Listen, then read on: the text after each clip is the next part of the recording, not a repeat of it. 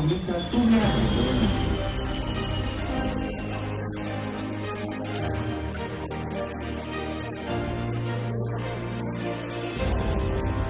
Pioneros en el mundo.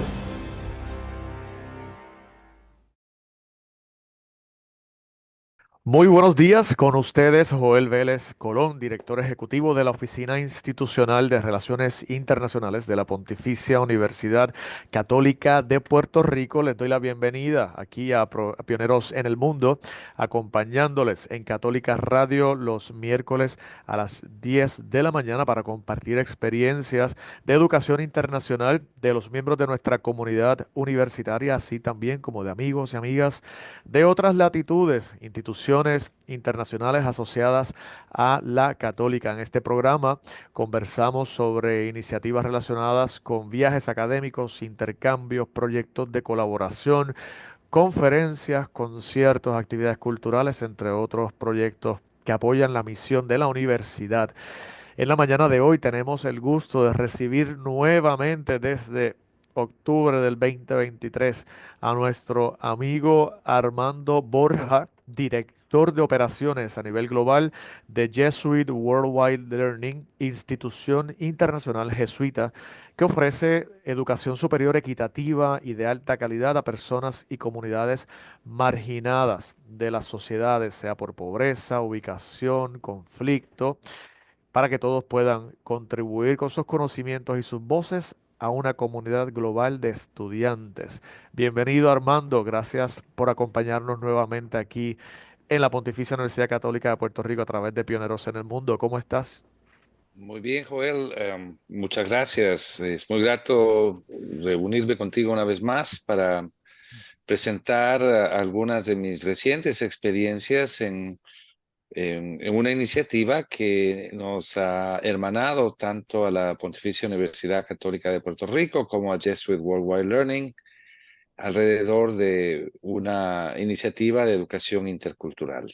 Así es, para el público que nos escucha, la Pontificia Universidad Católica de Puerto Rico y el Jesuit World Learning ha entrado en un consorcio de cooperación, de forma que nosotros desde Puerto Rico podamos contribuir a la misión de JWL ofreciendo un grado asociado en educación intercultural, transformadora, comunitaria a personas de estas sociedades donde se encuentran por razones como mencionamos, desplazamiento, conflicto, falta de oportunidades, puedan tener una educación de alta calidad y unidos, ¿verdad?, a este gran consorcio de instituciones, principalmente jesuitas. Así que desde Puerto Rico vamos a estar colaborando con este grado asociado, el cual también tendrá alcance a personas de comunidades de la Amazonía en un futuro. Ahora mismo estamos ya trabajando la iniciativa en su formato inglés para estas poblaciones, Afganistán, Malawi, Kenia, pero próximamente también lo trabajaremos en español para las comunidades de la Amazonía. Y bueno, ciertamente Armando, como parte de su misión de director de operaciones a nivel global, te mueves por el mundo visitando estas comunidades, estas misiones, estos centros de educación y no solamente en los campos de refugio, sino también en las universidades que colaboran y que llevan al frente el dinamismo educador para estas comunidades. Así que Armando, pues como tú dices, queremos escuchar un poco sobre estas experiencias que has tenido en estos últimos años, pero principalmente en estos últimos meses, donde tuviste también participación activa. Y antes de eso, me encantaría también que nos comentes un poco a nivel personal, ¿verdad? A nivel personal, Armando ha tenido eh, la oportunidad de culminar su grado doctoral en el mismo programa que este servidor culminó su doctorado en educación superior. Ha sido una bendición coincidir en este programa de Boston College, el doctorado ejecutivo en educación superior. Y nos encantaría también que nos puedas ofrecer algunas de tus experiencias, pero principalmente de tu investigación doctoral y cuáles fueron esas propuestas que traes para la transformación del sector específico en el que tú laboras y que definitivamente necesita nuevas luces, nuevos dinamismos para continuar la misión de educación superior. Armando, ¿cómo te fue en ese proceso doctoral y ya libre de haber defendido y aprobado la disertación? Correcto. Mira, yo pienso que estamos en un momento crítico en lo que concierne a la educación superior en general, pero mucho más a aquella educación superior que es inspirada por un carisma particular. En este caso, en el caso del Jesuit Worldwide Learning, por ejemplo, el carisma particular de la Compañía de Jesús, de los jesuitas. Se habla mucho incluso se critica de que muchas universidades, sean de inspiración religiosa o secular, en los últimos años se han enfocado mucho en la obtención de rédito, ah, más que necesariamente estar presentes en procesos globales. En mi análisis de estudio, en mi trabajo del doctorado, lo que yo hago es explorar precisamente la pregunta de cómo la misión debe orientar las iniciativas de internalización de las universidades, que es precisamente la razón que nos trajo a el Jesuit Worldwide Learning y a la Pontificia Universidad Católica de Puerto Rico, precisamente a buscar oportunidades de colaboración. El- los resultados de mi investigación dieron frutos en el argumentar que no se puede hablar en estos momentos de una educación completa si es que los estudiantes que participan en su formación universitaria, y a esto me refiero en sus programas, llamemos de educación en casa, en la educación que ocurre en los centros universitarios, como es el caso de la Pontificia Universidad Católica en Ponce. No se puede garantizar una formación completa si no se permite a los estudiantes conocer e idealmente establecer relaciones personales con otros en otros lugares del mundo. El- y en el enfoque particular de mi investigación es el crear una comunidad de aprendizaje donde estudiantes de una universidad local tengan la capacidad a través del Internet de conectarse con estudiantes que reflejan otras realidades. Y mi estudio precisamente confirmó la gran oportunidad que nos enseña, no solamente en el ámbito de aprendizaje intercultural, de entender otras realidades a través de la óptica de estudiantes que comparten una sala de estudio virtual, eh, pero también nos lleva a hacer preguntas más de fondo de cómo, por ejemplo, como ciudadanos, en este caso de Puerto Rico, nosotros nos relacionamos con el mundo global. Precisamente en momentos en los cuales vemos bastante conflicto en muchos lugares, bastante separación, bastante limitaciones y barreras que están creciendo en nuestro entorno. ¿Tu investigación fue utilizando literatura preexistente o también em, realizaste entrevistas o cuestionarios con eh, personas que están recibiendo educación a través de estas plataformas? Una de las contribuciones más importantes es precisamente la oportunidad que tuve de conversar con estudiantes que atendieron un programa, una licenciatura en liderazgo con una universidad jesuita ubicada en el Midwest, en el medio oeste de los Estados Unidos, y que tuvieron la oportunidad de vincularse con estudiantes domésticos, profesionales asimismo que están continuando sus estudios. Y el impacto que se puede verificar trasciende la experiencia individual del estudiante extranjero. Muchas veces se pone un énfasis a que un estudiante tiene acceso a la universidad americana, pero mi investigación mostró el gran impacto que tuvo en la comunidad doméstica de los Estados Unidos, en este caso de la Universidad Jesuita. Pero quizás un aspecto bastante transformador fue el impacto que este proceso educativo tiene en la facultad Mm. y conociendo que la facultad es aquella que tiene la capacidad de impactar no solamente la educación en estas comunidades como muy específicas, sino más bien a nivel global. Entonces, una de las enseñanzas del estudio me lleva a confirmar de que el impacto que ha tenido en la facultad, que asimismo se refleja en la educación no solo de estos estudiantes, sino de su formación en general, es quizás una de las mejores contribuciones de incrementar la óptica internacional en los profesores. Si pudieses describir en una palabra o algunas características de cómo ha sido ese impacto que has percibido en los profesores que han entrado en esta dinámica para educar a poblaciones distantes en lugares de conflicto. Bien, yo pienso que la reflexión mayor ha sido en crear, quizás una palabra sería glocal, Mm. espacios globales de aprendizaje y de alguna forma materializarlos de una forma local, pensando globalmente, actuando localmente.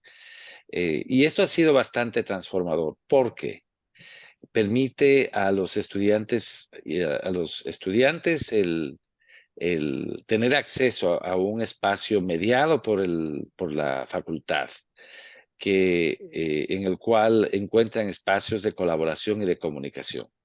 Yo pienso que eso es lo más importante. Hay mucha teoría que se habla de lo interesante que es de un muchacho o estudiante, una muchacha, o incluso de realizar visitas internacionales, quizás de voluntariado, pero muy pocas veces se estudia de cerca qué ocurre cuando tú tienes dos estudiantes que están interactuando en una misma clase y tienen la necesidad de estar compartiendo o intercambiando opiniones. Entonces, quizás lo más rico de esta experiencia ha sido encontrar cómo se pueden definir espacios locales y globales de colaboración y cómo los profesores, la facultad, tiene eh, reflexiona, discierne estrategias de enseñanza que son verdaderamente multiculturales. Claro, y alguna propuesta que tú hayas delineado, por ejemplo, que digamos, no necesariamente implica costos para las instituciones para incrementar esta colaboración y participación de la facultad en este dinamismo local, como mencionas. Perfecto.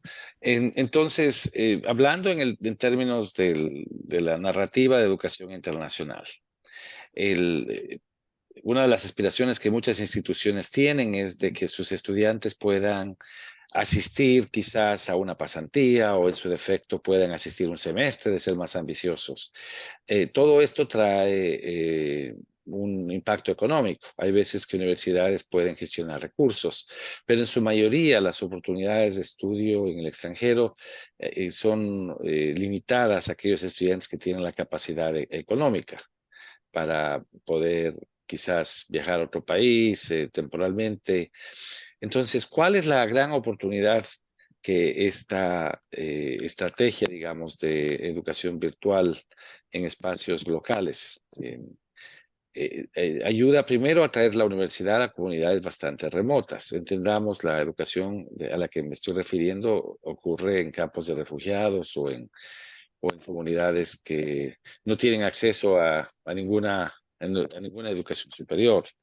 Pero lo más importante es de que permiten precisamente a aquellos estudiantes que no cuentan con los recursos a tener una experiencia de estudio internacional. ¿Por qué? Porque están relacionándose con estudios que vienen de otras, estudiantes que vienen de otras realidades.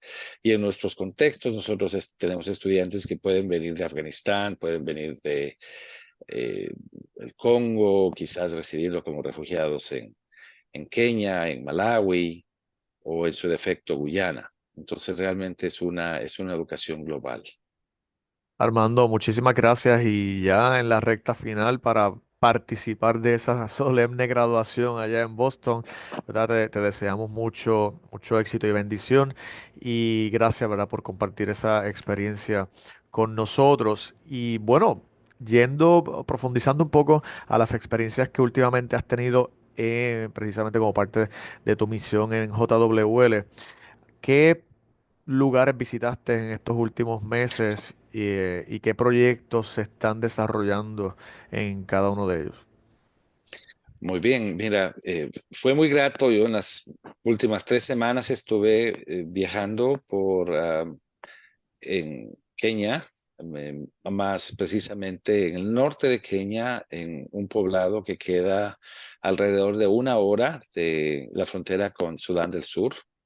Es el campo de refugiados de Kakuma. Es un campo que fue creado en 1996, lleva una barbaridad de años y donde existen los desplazamientos de personas. Incluso el día que estuve ahí hubo un nuevo arribo.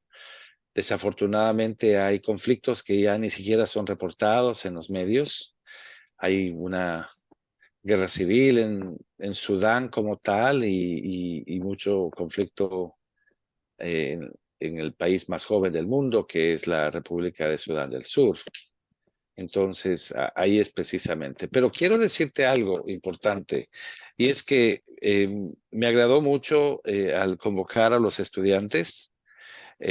Ingresé y alguien levantó la mano y me dijo, ¿y cómo anda el, el acuerdo con la Católica De Puerto Rico. de Puerto Rico? Ellos están atentos al comienzo de ese programa. Correcto. Entonces, me daba mucho agrado pensar en que en un sitio tan Tan, remoto, tan con remoto. Mm. ciudadanos de tantos países que han tenido una experiencia de conflicto, el nombre de la universidad de repente como una, una universidad con un programa bastante riguroso en educación está siendo mencionado por los estudiantes, precisamente. Entonces dije, eso de por sí me llena de mucho, de mucha satisfacción el pensar en que la Católica está acompañando procesos de desarrollo social,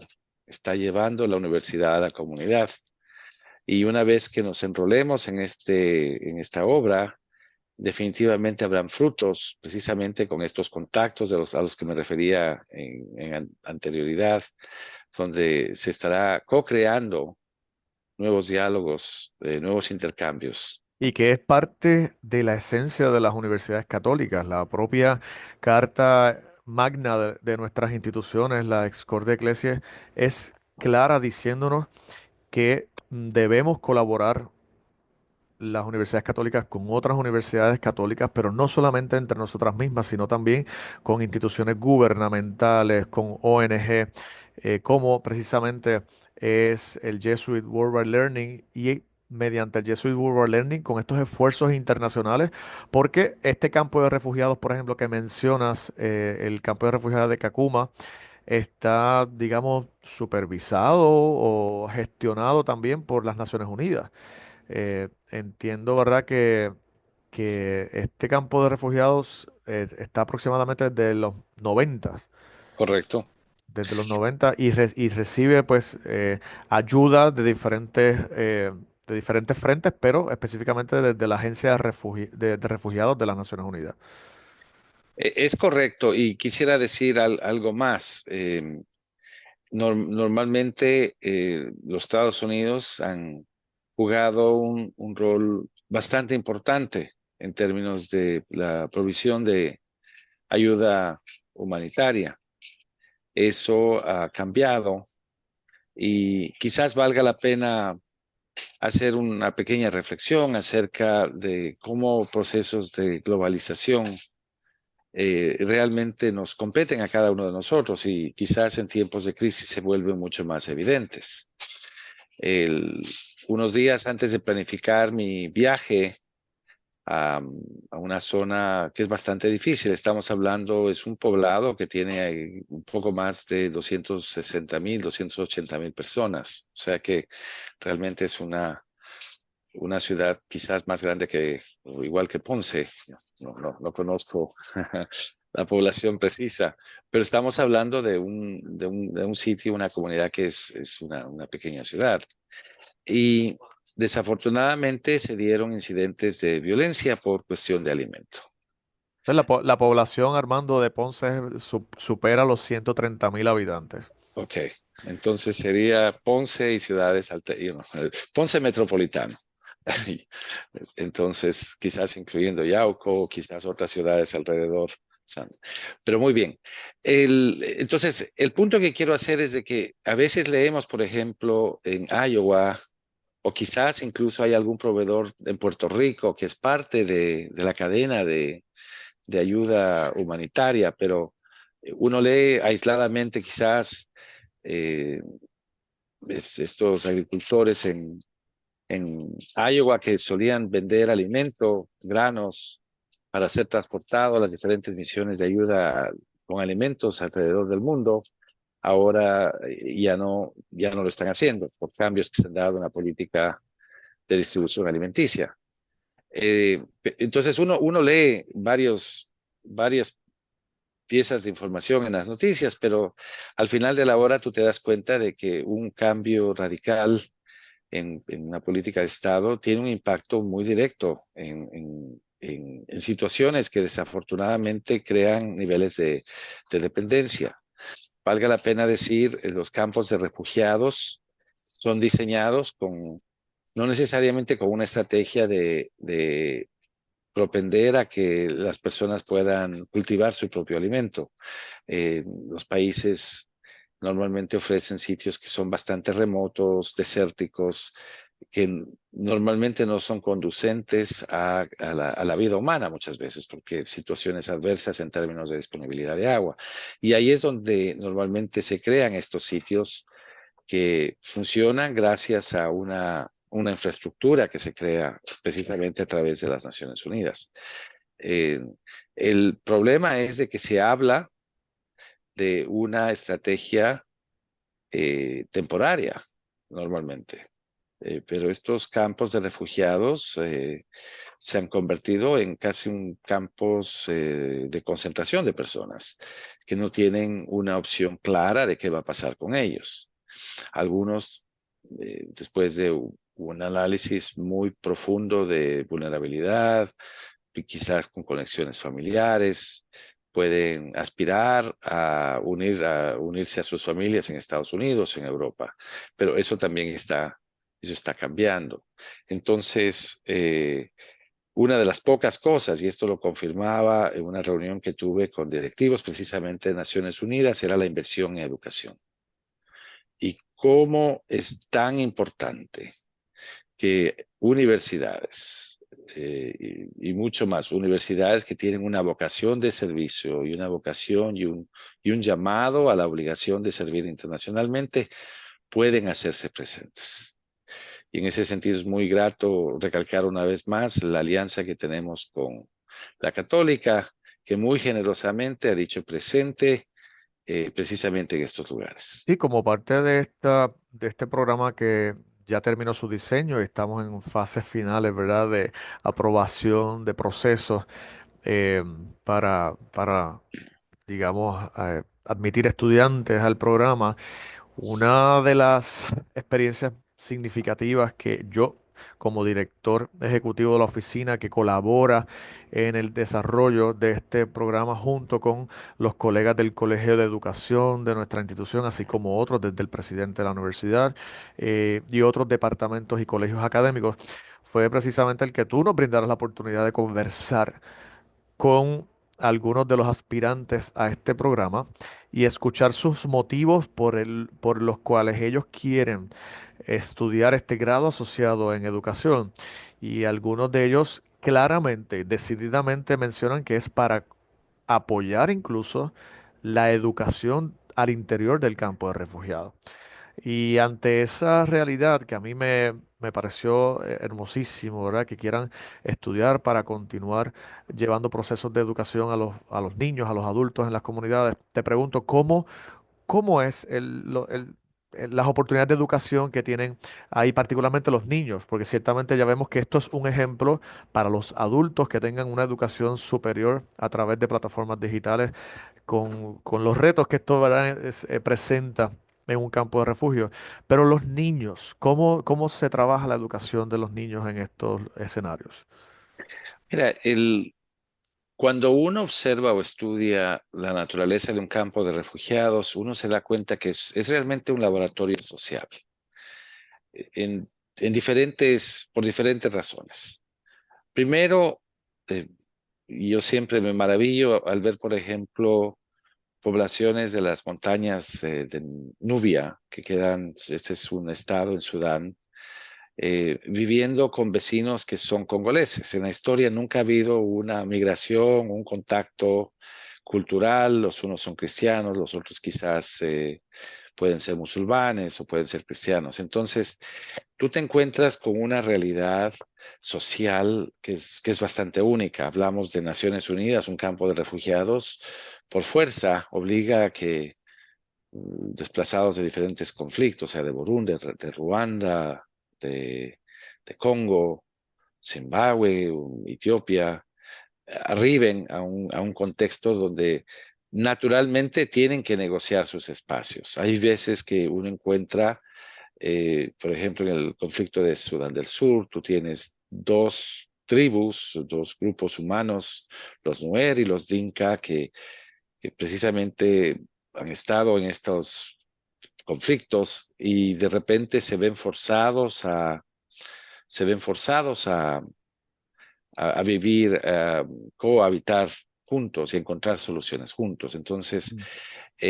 lo interesante de todo esto es de que tú encuentras un sistema de educación bastante diverso, con muchas necesidades, donde por naturaleza la fábrica social, el tejido conectivo social, Sí. y fuerza a que los mismos refugiados desarrollen sus propias soluciones. Entonces, no es raro escuchar que miembros de la comunidad sean formados y enseñen. Decía hace un momento, enseñen a sus propias comunidades o a comunidades más allá de sus propias comunidades, precisamente porque las escuelas son bastante diversas y no segregan nacionalidades, ni mucho menos. Entonces, decía ese mismo que es un laboratorio social porque quizás los muchachos, los jóvenes, y muchos de ellos nacidos en los campos de refugiados, en sus tierras ancestrales quizás no aspiraban a tener acceso a una formación escolar. eh, por organización social, por procedimientos, por la presencia de Naciones Unidas, la participación en formación escolar temprana es obligatoria, por supuesto. Entonces tú tienes unas tasas altísimas de participación, quizás un 75-80% de los jóvenes, de los niños, y de ahí quizás un 40-60% en, en tasas de escolaridad en secundaria, y de ahí tú vas, hace 5 años era 1%, ahora está más bien como en un 6% de estudiantes que terminan la educación secundaria y tienen algún tipo de acceso a educación. Entonces, pero las realidades son críticas. No es raro encontrar en un pequeño salón 100 estudiantes, muchas veces sentados en el piso, y tienen enfrente suyo a alguien que fue estudiante quizás el año anterior a ellos y que por haber culminado la sesión ahora es el profesor. Muchas de esas cosas están cambiando y están evolucionando, pero existen grandes demandas de formación. Entonces, por eso la inversión en los formadores es tan importante. Bueno, hermano, gracias por darnos estas informaciones y iluminar no solamente nuestra mente, sino también el corazón para continuar la misión educativa internacional desde este rincón del Caribe. Así que, apreciados amigos y amigas que nos sintonizan, vamos a hacer una breve pausa a Pioneros en el Mundo y regresamos para continuar conversando con Armando Borja, director de operaciones a nivel global del Jesuit Worldwide Learning. No se retiren. Pioneros en el mundo.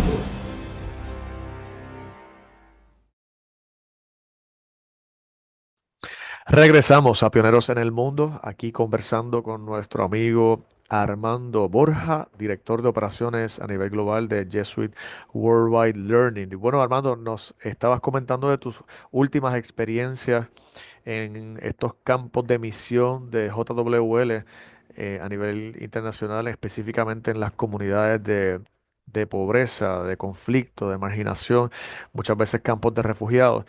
Y como parte de esa conversación, la relevancia de la educación que se ofrece por medio de ustedes como organización, uno de los temas que sigue siendo muy relevante es precisamente el acceso de la educación a la mujer. O sea, cómo la mujer particularmente en algunos países predominantemente musulmanes, pueden tener una garantía de educación a través de este tipo de programa. ¿Cuál es la actualidad sobre esta dimensión de lo que ofrece JWL? Yo pienso que ese es un punto bastante importante que de alguna forma es una realidad global. ¿Y a qué me refiero? Normalmente cuando hay crisis familiares o hay desempleo, globalmente, la que normalmente sufre son las mujeres. ¿A qué me refiero? En este momento existe, como anticipaba, cierres de varias iniciativas, varias agencias por problemas de financiamiento, por ejemplo, les hablaba hace un momento de el campo de refugiados en Kakuma, que queda en la parte norte de Kenia, pero también tuve la oportunidad de visitar un campo que queda muy cerca de Lilongwe, que es la capital de Malawi. Malawi es un país, hace frontera con Mozambique, con África del Sur y demás, y es donde también se congregan más que todo aquellos refugiados que arriban de los lagos, de Ruanda, de Burundi, del conflicto en Congo, por ejemplo. Pero, ¿qué es lo que ocurre? Que cuando existen crisis, normalmente las mujeres jóvenes, normalmente son relegadas de oportunidades. Eh, También en muchas culturas, al haber conflicto o al no haber acceso a oportunidades de educación, se estila también que se promueve mucho el matrimonio temprano, ya sea con consentimiento o sin consentimiento de las personas. Entonces, una de las realidades que nosotros afrontamos en todos los lugares es precisamente el educar a los padres, a las familias, porque nos hemos dado cuenta de que la educación, la importancia de la educación secundaria tiene que ser promovida no solo con los estudiantes. Normalmente las mujeres jóvenes conocen muy bien, no hay que explicarles la diferencia que hace el tener acceso a una educación, pero son las familias, son los ancianos, son los líderes que tienen que reconocer que el valor de la educación, tanto para el bienestar de la unidad familiar, como normalmente uno dice cuando uno educa a un hombre, uno educa a un hombre, cuando uno educa a una mujer, uno educa a una comunidad, una familia. Entonces, ese detalle es importante. Nos da mucha tristeza de que cuando las situaciones se ponen más adversas, se retienen a muchachas jóvenes, quienes a veces tienen mucha promesa en los cursos tempranos de educación secundaria, pero luego no pueden continuar con éxito a la secundaria. Y aquellas que continúan a la secundaria, al no haber oportunidades claras para ellas poder continuar con una educación secundaria, muy pronto igualmente sufren presiones, precisamente para ser intercambiadas por un adote muchas veces bastante costoso, que son las realidades culturales, digamos, en que se viven en estas sociedades. Y en Malawi precisamente también se está desarrollando un programa relacionado con la agricultura, ¿cierto? ¿Qué nos puedes comentar sobre ello? Correcto. Entonces, el Jesuit Worldwide Learning reflexiona a través de los diferentes llamados. Entonces, el Papa hace algunos años atrás nos había comprometido a Laudato Si, a encontrar nuevas realidades integradas de sobrevivencia. Uno de los problemas que nosotros encontramos en los lugares donde trabajamos es de que existe un ciclo vicioso de pobreza que muchas veces es acrecentado por prácticas culturales. Identificamos en vísperas, digamos, de la necesidad de las comunidades de cultivar y de crecer sus propios alimentos, que teníamos que entrar con un programa universitario que apoya procesos de agroecología, por ejemplo. Entonces, ese es quizás uno de los nuevos retos que no anticipamos. Iba a ser parte de nuestro menú, digamos, de ofrecimientos, pero sentimos de que cuando existen presiones importantes es importante también agregar saberes que sean conducivos a la gente a cambiar su forma de pensar. Y voy a hacer un ejemplo muy concreto. En Malawi, Malawi es uno de los países más pobres del mundo, que también tiene un número importante de refugiados, y donde cada año llueve escasamente por unos cuantos meses y todo el país crece maíz.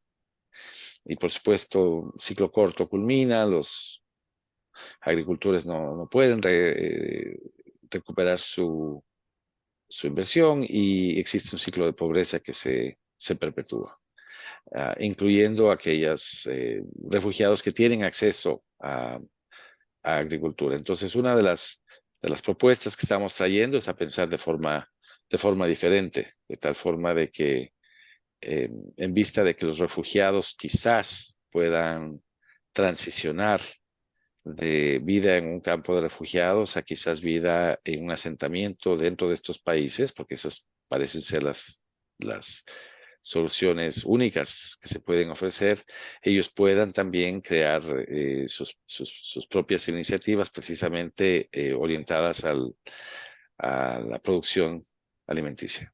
Entonces, vemos que mm, aquí, por ejemplo, se está enfocando a trabajar la producción de alimentos, pero también tenemos programas profesionales en áreas de administración de empresas, ecoturismo, cooperación interreligiosa para la paz, líderes de paz precisamente, facilitadores deportivos para los jóvenes. Eh, ¿qué programas, digamos así, son de mayor interés en las comunidades a las que ustedes sirven? Es curioso, existe siempre una tensión en una universidad que tiene la responsabilidad de dar destrezas que puedan casi tener no una conexión, llamémosle, de una línea suspendida, sino casi una conexión directa a empleo. Y con mucha ligereza a veces se critica, digamos, la formación en estudios liberales o Mm. en humanidades, sin pensar que son estos elementos precisamente los que generan destrezas de pensamiento crítico.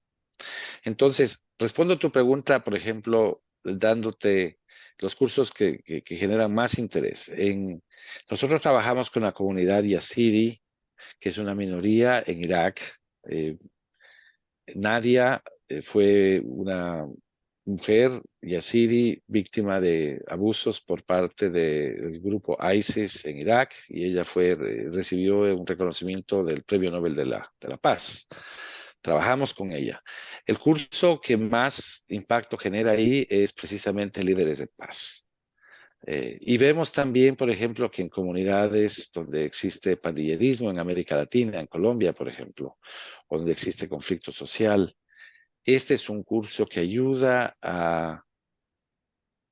fundamentalmente a reimaginar el conflicto, no de una forma punitiva, sino de una forma restaurativa. Entonces, a mí me impresiona a veces pensar, ¿quién va a estudiar liderazgo de paz en estos días y en sitios donde ha habido mucha muerte, mucho dolor, mucho trauma? Es quizás una de los cursos que más interés tienen. Nosotros en este momento ofrecemos una licenciatura en desarrollo sostenible, que normalmente no son cursos que ni siquiera en muchos estados de la nación americana, normalmente uno puede encontrarlos con facilidad en currículums universitarios. Y, por ejemplo, en Guyana, donde tenemos ya un par de graduados, o en su defecto en, en Kenia, hemos visto que varios de nuestros graduados con esta formación incluso piensan en retornar a sus países de origen con un nuevo marco de pensamiento, con nuevas ideas para transformar las economías, para transformar sus sociedades. Y otro elemento que va atado también a la formación que ustedes ofrecen es que nos preguntamos, ¿verdad? Cuando nos introducimos a la labor de JWL es si todos estos participantes vienen de diversos países, donde en estos países también tienen sus propios idiomas, lenguas nativas. ¿Cómo logran acceder a esta formación en inglés? Y es que ustedes también le ofrecen esa etapa previa de formación en inglés para que puedan ser exitosos en el programa que ellos elijan estudiar. ¿Qué también buenas prácticas nos puedes comentar de esa formación previa para que ellos puedan acceder a la educación ya formal de grado asociado o bachilleratos? El inglés definitivamente es la lengua franca de la comunicación. Tal es así que con mucha sorpresa yo he visto que países que tienen un legado importante francés, por ejemplo, han optado ahora por incluir un lenguaje oficial más, que es el inglés. Incluso recuerdo el año pasado que estuve en Alemania, tenemos una oficina en Alemania, y el gobierno alemán o algunos académicos alemanes mostraban su preocupación de que las universidades estaban demasiado rápido ofreciendo programas en inglés, pero la respuesta era porque es la única forma de atraer estudiantes. Muchos lugares en Europa, el futuro de la educación, y no solo en Europa, sino en el mundo, el futuro en la educación universitaria en los jóvenes, no está en los países europeos, sino está en cómo se puede atraer a los jóvenes. Y los jóvenes están en el África y están en South Asia, en Asia del Sur. Pero temprano, cuando digo temprano, como hace 10 años, descubrimos de que no íbamos a tener éxito en el impulsar programas académicos, sino nos ocupábamos de promover un aprendizaje intensivo de inglés. Y esto es algo que particularmente en contextos que son monoculturales, como muchos de los países latinoamericanos, está rindiendo frutos importantes. Nosotros, por ejemplo, tenemos interés de una educación global, porque no es solamente educar en inglés para que puedan hacer un curso en inglés, es educar en inglés para que estudiantes latinoamericanos puedan tener una conversación con estudiantes afganos y con estudiantes africanos, con estudiantes de las Filipinas. Entonces, nuestra construcción educativa va más allá y es crear un puente de comunicación a través de la formación en el programa inglés. Pero quiero recalcar que en este momento tenemos una iniciativa emblemática muy importante en asocio con una obra jesuita que educa casi 800,000 personas o 600,000 personas en América Latina, que se llama Fe y Alegría, donde entidades secundarias, escuelas secundarias, en este momento, caso concreto en Ecuador, ya han logrado niveles avanzados de inglés, lo que posiciona a estudiantes graduados de universidades, escuelas secundarias, eh, digamos, promovidas por la Compañía de Jesús, de acceder a oportunidades que hace un par de años quizás hayan sido imposibles. Y otra, ya quizás un poco finalizando esta conversación que siempre es muy rica, Armando, para todas las personas que nos escuchan y dicen, oye, ¿cómo yo pudiese integrarme también a esta iniciativa? Es posible. Tenemos ciertamente en la página web que dice cómo envolverse con JWL. Y puede ser como profesores, puede ser como tutores, también como donantes. ¿Qué nos puedes comentar sobre eso? Correcto. Esta es una oportunidad importante.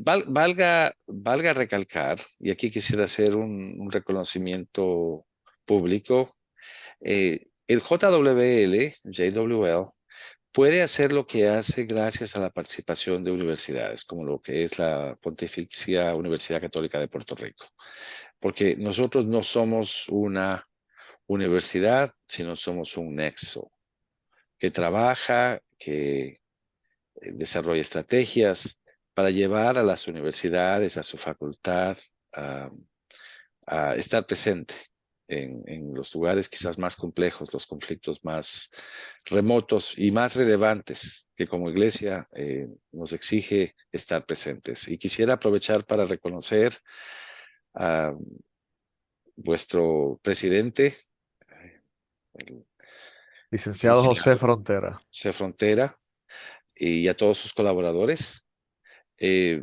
por esa visión que antecede a administradores, a administraciones anteriores, pero por ese sentir de, en los momentos más difíciles, quizás cuando las condiciones no son las más óptimas, sentimos que es precisamente cuando la iglesia tiene que ser profética y donde es importante estar presentes. Así es que quiero extender esa colaboración.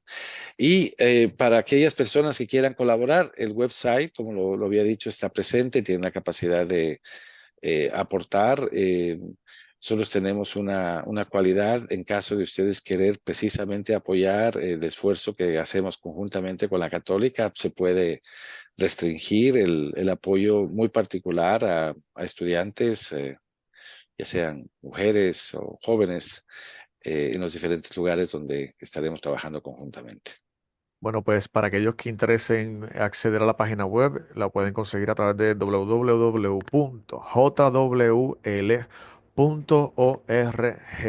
y ahí van a encontrar todos los detalles de los servicios, programas y cómo contribuir con esta gran institución. Bueno, Armando, nada, mil gracias siempre por tu disponibilidad. Tu agenda es apretada, pero te agradecemos que siempre tienes eh, tu disponibilidad para estar con nosotros de forma presencial, de forma virtual, siempre de verdad disponibles para que esta colaboración que estamos eh, trabajando sea una eficaz y pues pueda cumplir su misión dentro de la misión de la Iglesia Católica en el mundo. Así que nuevamente muchas gracias, gracias a ti, gracias al Padre Peter como jefe de JWL que también nos ha visitado aquí en Puerto Rico y sigue muy atento a todo el desarrollo de este programa. Así que amigos y amigas que nos escuchan, recuerden que pueden escuchar este programa y los programas anteriores visitándonos en YouTube bajo nuestro canal Huellas del Futuro y en la aplicación Spotify bajo el programa Pioneros en el Mundo. Para ti, Armando, para tu familia, para el equipo de JWL, feliz miércoles y feliz semana para todos. Muchas gracias y muchas gracias por la oportunidad de soñar juntos. Un gusto. Gracias, gracias a ti. Buen día. Bye.